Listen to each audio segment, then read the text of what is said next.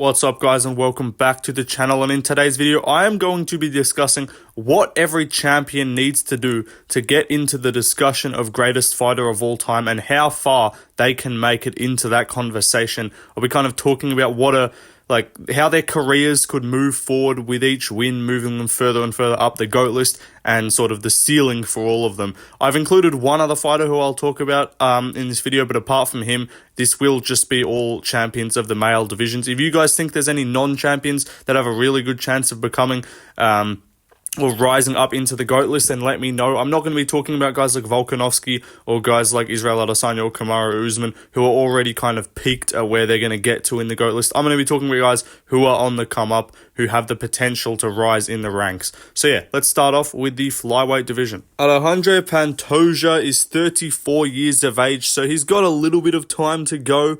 Look, do I think he's going to become a top 5 fighter of all time? No. Do I think he's going to become a top 10 fighter of all time? Probably not. I think he would have to do a lot to get to that status. Now, look, right now, what's he got? He's got a great resume, that's for sure. I think he's already pushing top 30 all-time just with the strength of schedule and the resume that he's got, especially like pre-championship and post-championship, obviously. He has the most wins over top 15 fighters in his division than any current champion, which is pretty nuts to think. And also, you're going to have to go a fair way back to find champions in UFC history that have 9 wins over top 15 fighters in their division.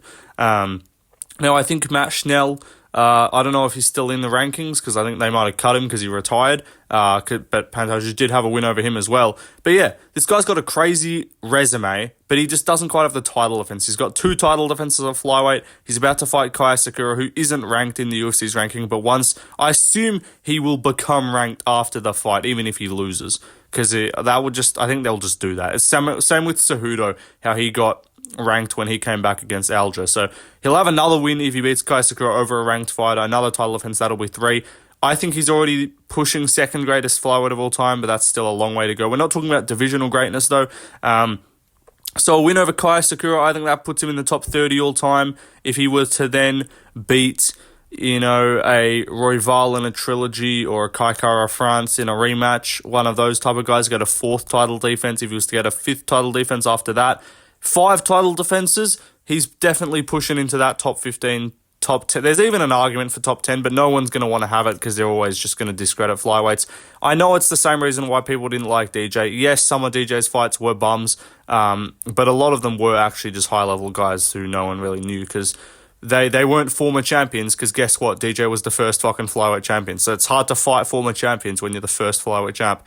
But yeah, Pantoja, I think it's pretty difficult. I think he would max out around the top 10, and that's a big if. If he were to hypothetically go up a weight class and win a belt there, if he somehow went up and beat Merab for the belt, that would be a great win. That would definitely put him in those top 10 conversations, because Merab is a guy who is, I'll talk about him in a sec, he's already pushing top 15 in my opinion. So if Pantoja were to beat Kaya Sakura, beat like a Moreno or a Royval or a Kai Kara France, beat 2 out of those 3 guys, so get to 5 defenses, move up and beat Merab, you're talking top 10 all time in my opinion, but we're talking very unlikely. I don't think he'll get there. I think he's a little bit too old to sort of cement that greatness. So Pantoja, I think, maxes out around the top 15 all time, and that's if things go well for him. Anyway, let's move on, though, to the Bantamweight division. Arab Divalishvili, I think he's around early 30s. I think he's 32, I believe. So he's definitely got some time to work and to sort of add to his resume at Bantamweight. And I think he's got one major hurdle in front of him, and if he can get past that, I think he's almost got not a free pathway, but he's got that red carpet rolled out for him to sort of walk in, and as long as he doesn't mess it up for himself, I think he can, if he beats Umar Nurmagomedov, I think he's 2 wins, 3 wins away from like top 8, top 7 all time. Now, I know some people, that might seem crazy, but I think this guy's already like pushing top 15, if not already there. Wins over Jose Aldo, Henry Cejudo, Marlon Moraes, Jose Aldo, Henry Cejudo, Sean O'Malley, and Peter Yan, and Marlon Moraes, and John Dodson as well. He's got a crazy resume already with no defenses. Like it's kind of crazy to think he's already pushing top 15 resume-wise with no title defenses. So if he gets a first defense against Umar, who I think in many people's eyes is a nightmare matchup for him. A lot of people would pick Umar to win that fight. If he gets that done and then maybe beats the winner of Peter Yan and Davison Figueiredo, if he beats Peter Yan in a rematch, that's great, but I think a lot of people would be like, oh, he already beat Yan. But if he beats Figgy, a new contender, and that would be then 5 wins over former champions, over different former champions as well, not like Peter Yan twice, but if he beat Figgy, that's Jose Aldo, greatest, I don't think he is, but in a lot of people's books, greatest featherweight of all time. He would have Sean O'Malley, Peter Yan, and Henry Cejudo. Henry Cejudo, double champion. Sean O'Malley, great fighter, champion. Peter Yan, great fighter, former champion. And then if he's beating Davison Figueiredo, top 4, top 3 flyweights of all time, solidified bantamweight contender, if he was coming off a win over Peter Yan, that would be an incredible win to get. So Umar and then a Figueiredo win, that's putting him top 10 all time in my opinion. If he then gets another one after that, maybe an O'Malley rematch or, I don't know, someone else coming up. If Merab gets 2 more title defenses, even only 2 title defenses, I think if they're Umar and Figgy or Umar and Yan or Umar and O'Malley, as long as one of them's Umar, because you can't just get like an O'Malley and then if it's O'Malley and Yan and that's 2 rematches, it's a bit different. But he's almost there in my opinion in terms of top 10. I don't think he'll get past that. I don't think he'll get much further than like top 10, top 8, because there are just going to be guys in front of him that it's just going to be difficult to get past, because I think a lot of people just aren't going to want to credit Merab. But I think he could be a guy who the hardcore fans, respect his body of work and put him in like the top 10, top 8, top 7 of all time, if he gets maybe 3 more wins, 3 more good wins as well. But if he goes out there and loses to Umar immediately, like, you're going to have a really good resume. As soon as you lose with that good resume, unless you've already solidified yourself, like, with a title reign, it does make it a lot easier for you to drop down. So, like, yeah, if Merab loses, he's dropping out of the top 15. Like, just because he's got the resume now, yes, you can still get bumped out with losses. So, Merab needs to keep winning. He's on an 11-fight win streak. That's crazy. If he gets fucking 3 more wins, 4 more wins, he's like almost putting up all-time numbers in terms of a win streak, which would be nuts. So yeah, I think Merab, got a decent chance of getting like top 10 if he can get past Umar. But if not, obviously he'll max out there. Anyway, let's move on though to the featherweight division. Ilia Topuria, you see him on the thumbnail. He won recently, obviously, against Max Holloway by KO. First man to knock out Holloway. Also the first man to beat Alexander Volkanovski at featherweight. Pretty crazy stat. First man to beat Volkanovski with punches in the UFC as well. Obviously Islam, or KOing with punches, I guess, if you want to do on paper. And yeah, as I said, first guy to beat him at featherweight. And first guy, apart from Volkanovski, to beat Holloway at featherweight since when? Since like 2014, Poirier, McGregor. Like, that was the last time Holloway lost to anyone not named Volkanovski, and it was by KO.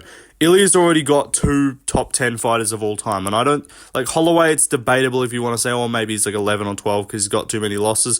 Volk is undeniably like top 10. I think he's top 5 all time. Maybe you have him at that 5 spot, 6 spot. I don't hate that take. I think I got him at number 4, I believe. But he's got 2 crazy wins. 2 guys definitely on the top 15, undeniably on the top 15 all time.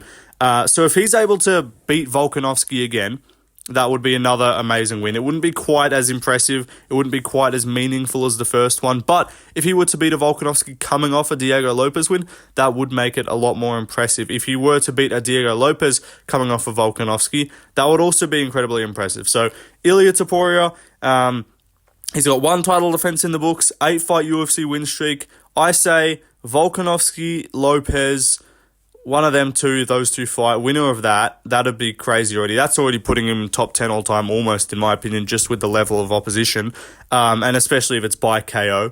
Because that is, you do have to factor in the GOAT list, who you're beating, how you're beating them. If you're beating great fighters by split decision, I'm not going to count it as easily, I'm not going to count it as much as if you're KOing great fighters.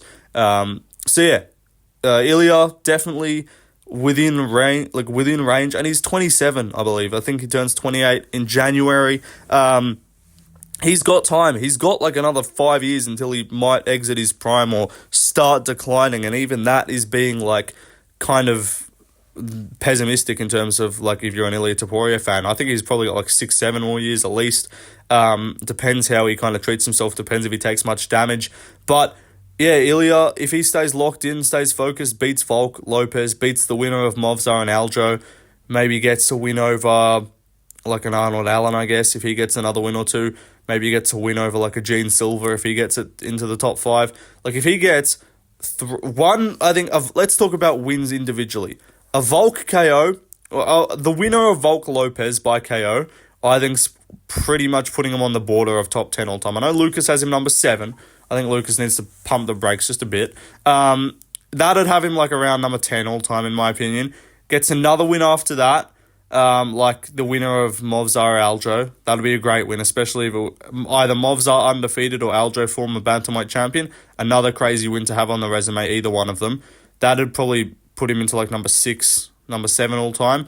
And then if he were to either get another defense after that, that's probably putting him one spot above. But if he at any point in his career goes up and wins the lightweight belt, that's when you're talking like top 5 all time status, because it might seem crazy. Look, if he does it against like an Arman Sukin, which I don't think they would ever book that fight. I think if they're going to do it, it's going to be Islam Ilya.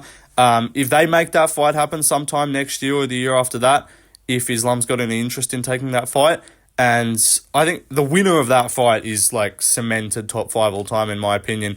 If Ilya wins, yeah, top 5. If Islam wins, Islam's already pretty close to top 5, in my opinion. So that would be a crazy win for either of those two to have. So yeah, Ilya, he's got, and if he just keeps winning, like if he wins a belt a lightweight and defends it, you're already talking like fucking greatest fighter of all time, to be honest. So he's got the potential to be the greatest fighter of all time. Will he get there?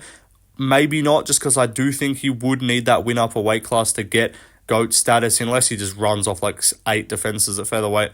But yeah, Ilya's definitely a guy, and definitely one of the champions in the UFC that I have the most confidence that could become a top 5 all-time fighter, because we are going to see some changeover.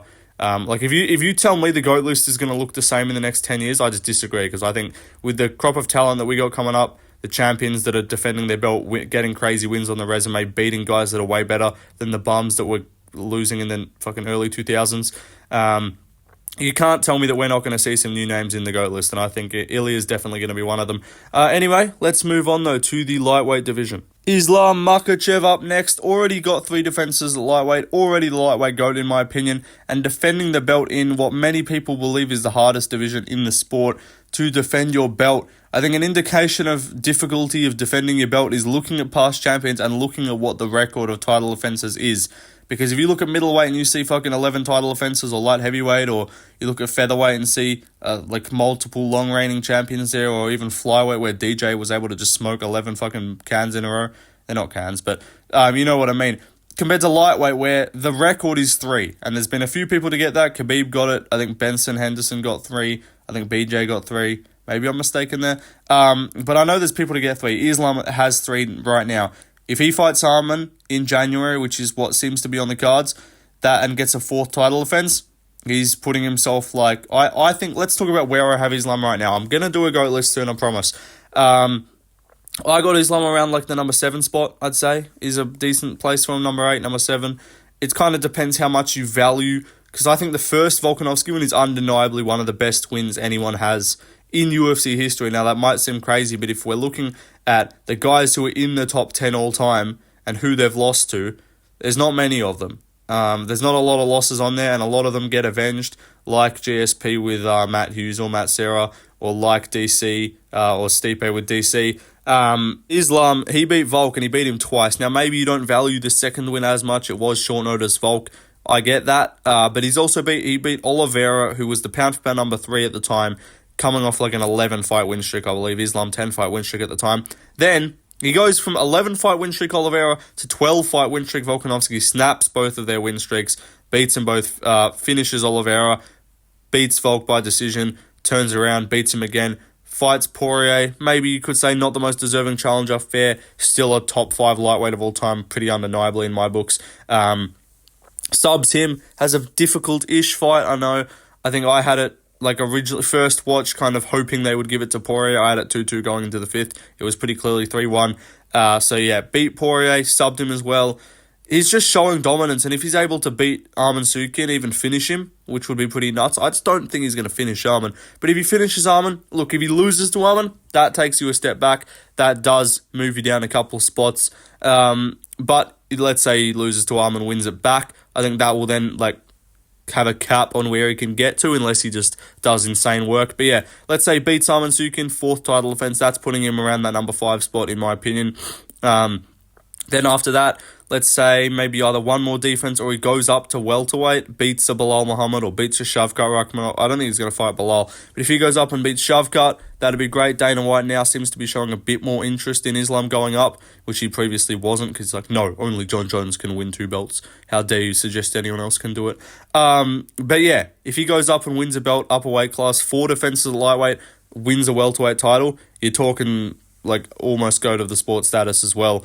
And if he defends that welterweight title, yeah, it's pretty undeniable to go to the sport. So Islam, I think he's got the potential to do it. Do I think he will end up getting there? Probably not, just because I do think he's got a few more wins to get, and I think at some point he's destined to just slip up and have a loss, or maybe he could even lose to Arman. I'm not sure.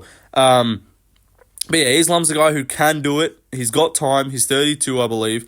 So yeah, if he wins against Arman, wins another defense, that'll be 5 title defenses, wins upper weight class, that'd be nuts, beats Ilya. Let's say, I don't know what order, let's say he beats Arman, beats Ilya, goes up, beats the welterweight champion. Honestly, I actually don't mind calling him the GOAT of the fucking sport, because that would be nuts. We're talking big ifs here, a lot of ifs, but he could do it. Anyway, let's move on though to the welterweight division. Bilal Muhammad, remember the decision, remember the plains himself. Look, is Bilal going to get top 15 all time? Absolutely not. Fucking no chance, to be honest with you, mate. It's a silly fucking discussion to have. Bilal. Too many decisions coming out Bilal, fella, yeah. But Bilal Muhammad does actually have quite a good resume. I'll give him credit. He's got good wins, right? Beat Wonderboy, beat Burns, beat Leon Edwards, beat fucking Luke Hay, beat a lot of guys, beat Sean Brady. He's got a lot of good wins, right? And like, if those wins were title defenses, I'd give the man a lot of credit, because those are good guys to beat, right? But like Wonderboy, not the best. Burns, in that nature that he beat him, not the best. It's because he's not really dominating. Like, he's dominating, but he's not finishing anyone, and he's not just putting stamps on performances, which is what he's taking away from it a little bit. But just looking at the wins, they are good. And if he does beat the winner of a potential interim title fight with like a Shavkat versus Usman, if he beats the winner of that, if he beats undefeated Shavkat, who would be 19-0 at the time, I think he's 18-0 now, would be 19-0 if he gets a win in the meantime to win an interim title, that would be a crazy resume to have. That might put him top 30 all time, I could give him that credit. I don't want to, but you could have that argument. So Bilal, it's doable, but he is 36, I believe, or 35. I don't think he's going to get there. I don't think he's going to win enough fights. I think if he wins against Shavkat, and you're like, oh, maybe Bilal is cracking that top 25, but yeah, then he's just going to lose, and then everyone's going to be like, yeah, fuck this guy, he's not in the GOAT list. So I don't think Bilal's ever going to get that credit. I don't think he's going to get there, unfortunately, for him. Anyway, let's move on, though, to the middleweight division. Middleweight, this is the one I was talking about, the one non-champion that will feature in this video, is Khamzat Chimaev. Now, I know a lot of people are going to be like, oh, Left Lane, don't be that guy that's just saying Khamzat's going to be a fucking triple champ. I'm not saying Khamzat's going to be a triple champ. I don't think he needs to be a fucking triple champ to get on the GOAT list, right? Do I think he's going to get, like, top 5? Probably not. Maybe he could, though. Like, he's not that old. He's in his, I think, is he 30? I want to say he's, like, 30. Maybe I'm tripping. Maybe he's older. I don't know. But his wins already, Kamaru Usman and Robert Whittaker alone are crazy wins. Like, those are two. Usman's a top 15 fighter all time, and Robert Whittaker's arguably a top 30 fighter of all time. So those are great wins. That's one thing that does matter when you're trying to get on the GOAT list, is all-time wins. That is what does kind of hold Demetrius Johnson back, is the lack of all-time wins, right? But if Khamzat Chimaev, who already has 2 all-time wins, I think you could say definitely one with Usman, even if you think it was a draw or close fight, beat Usman, technically, first and only person really to actually dominate Usman in a round and make him just look silly in round 1. Now, Whittaker, and also just smoking Robert Whittaker, submitted him, first guy to submit him at middleweight, crazy win to have. If he beats Dricus, so that would be 3 former champions on the resume, plus he's got the Gilbert Burns win. I don't really care about the Holland win just because it was so short notice, but if you want to have Holland, if you want to have Li Jingliang, they have the GOAT GM3, sure. But if we're only really being like, okay, really good wins, Burns, Usman, Whittaker. So he's not a super, like, deep resume, but if he beats Dricus, wins the belt, that makes him a middleweight champion, obviously, another former champion on the resume. If he then defends against a Sean Strickland, that's another champion on the resume. If he then defends against, look, Khamzat, I think the thing that will plague him and the thing that will prevent him from being able to reach all-time status will be the fact that he's not going to fight enough. If we can see this guy fight every 5 months, he could get there. Because if he fights Dricus in fucking February or something, and then he fights and turns around and fights Strickland in October, I know that would be a bit of a gap. But if we can get 2 Khamzat fights in every calendar year, we're cooking here. If he's only fighting fucking once a year in October, he's not going to get to the GOAT list. But he could get there if he beats Dricus, if he beats Strickland, maybe if he beats Izzy coming off a win or two, maybe beats an Amavov or a Baralio, maybe beats a Fluffy Hernandez. Khamzat has the potential to beat a lot of these guys. If he goes up, light heavyweight, wins the belt, that immediately bumps you up a few spots. I'd say each win of Khamzat from here on out, if it's for a belt, if he wins a belt, each win from there on out bumps you up 1 or 2 spots. Every win is 2 spots. And then if you win up a light heavyweight, that bumps you up 3 or 4 spots in my opinion. So Khamzat is not that many wins away from top 25, top 20 all time. And then from there, you just got to keep building on that. And I think once you start building, once you hit 3 defenses, then that 4th defense bumps you up even more. Then that 5th defense bumps you up even more. Because less guys are getting 3 or 4 or 5 or 6 defenses. So I'm not saying Khamzat's going to get 6 defenses. I'd actually kind of like to see it just because I want to see if he can reach the potential. And I do want to see guys reach all-time status or climb up the GOAT list. But Khamzat, he's got potential to do it in my opinion. Let's move on though to the actual champion of middleweight because he also has an incredible resume and has a great chance of reaching the GOAT list. Let's talk about Dricus du Plessis. Dricus du Plessis, as of right now, obviously does have a better resume than Khamzat Chimaev. He is further along in that GOAT list discussion. He does have a title defense. He does have finishes over 2 of the top 5 greatest middleweights of all time, Izzy and Whittaker. So we're talking about Khamzat having that win over Usman and Whittaker. Dricus has a win over Izzy and Whittaker, so that's just as good in my opinion.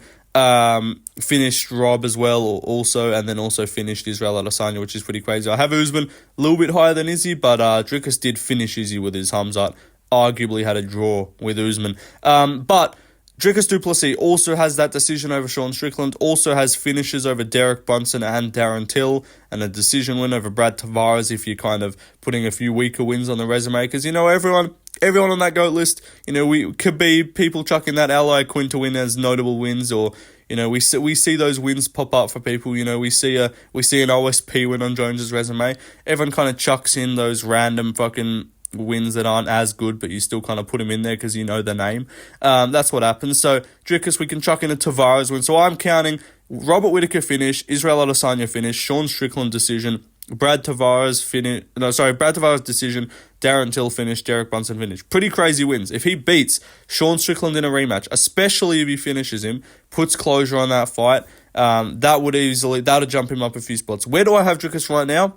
I got him around that number 20 spot, to be honest. That might seem like a crazy take, but finishes over Robert Whittaker and Israel Adesanya are pretty fucking nuts, to be honest. And if he finishes Strickland or beats him just in general, 2-0 against Strickland, even if people think Strickland won the first, still, that'd be at least 1-1, or if he makes that second win more dominant than the first one, and then if he beats Khamzat. So if he goes Sean Strickland, Khamzat Chimaev, that would then mean 4 wins over former champions, obviously if you count Strickland twice, Izzy and Whittaker. Beat Khamzat, that would be an insane win, especially if he's the first guy to do it, obviously. Takes Khamzat, so that'll be an incredible win. If he then beats an Amavov or a Baralio, another great win, another contender on the come up. I don't think Dricus is the guy that's super likely to get that double champ opportunity. If he gets a Pereira fight, beats him, Pereira's the guy who's clearly top 15 all time, almost top 10 in my books, so that would definitely jump him up. So we're talking hypotheticals here. That's the point of the video. You guys might laugh at it and be like, no chance Dricus gets those wins. I think there's a half-decent chance. And if he beats Khamzat, who I think he probably is the guy to beat Khamzat if anyone's going to do it at middleweight. If he does, that kind of clears a path for him. Because yes, he could lose. Yes, Baralio, I guess, could beat him. But I think he's got some easy defenses at middleweight if he gets past Khamzat. It's a big if, and I think every fight from him is going to be tough just because he always is just so goofy. But yeah, if he goes up to light heavy, beats Pereira, that'd be a crazy win. That'd definitely jump him up top 10 all time in my opinion. Let's move on though to the light heavyweight champion, as I just mentioned. Now, Alex Pereira, I have him top 10 all time. I don't know where I've got him. I got to finalize this GOAT list soon. I promise I'll do it at some point. in the next week or two. But once I'm going to finalise, I don't know. I got him top 10 though. I got him higher than Izzy. It's a discussion, but that double champ status is a big factor that does bump you up, and especially defending a belt multiple times up a weight class.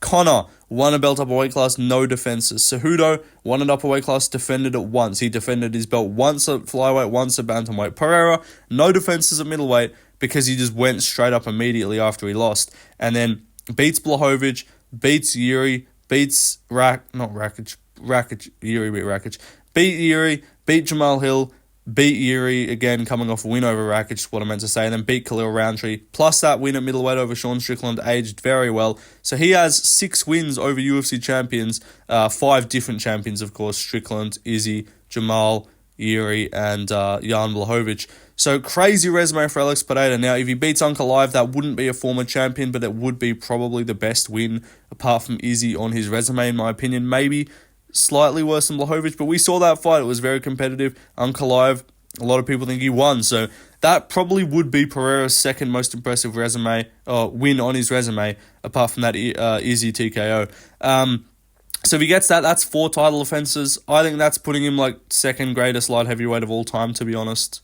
You can hate the take, but I don't think it's that crazy. But I do think he's better off in the all-time discussion than he is in the light heavyweight discussion, because the Izzy and the Strickland win are probably 2 of his like 3 best wins right now, and those are at middleweight. So I think he is better off in that all-time discussion rather than light heavyweight. So if he does beat a Uncle Live 4th title defense, I think that's cementing him like top 7 all-time probably. If he then I'm just going to say, if he goes up, if he beats either John Jones or Tom Aspinall, I think Aspinall would even be a more impressive win at this stage, but is a bit more unproven than Jones. But if he beats a non-washed Jones, or if he beats Tom Aspinall, I think he's like fucking go to the sport, honestly. Because like, how nuts, think about it, just get deep in it for a sec, pause.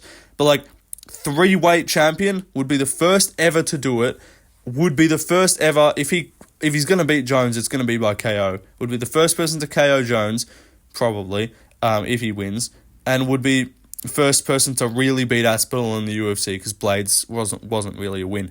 But yeah, if he wins the belt up at heavyweight, I don't care what he does at light heavy. I'm going to say, even if he loses to Uncle Live and then goes up and gets a fight with Aspinall or Jones, even if he's got that loss to Uncle Live, I still think that's like, he's got him, you got to have him like fucking go to the sport. Like, it might seem crazy, but 3-weight champion against a stylistically bad matchup in Jones or Uncle Live or Aspinall. If he gets an Uncle Live win and then an Aspinall or Jones win, that would literally be Kenny Okoye won't shut the fuck up about how Pereira's fighting stylistically easy matchups.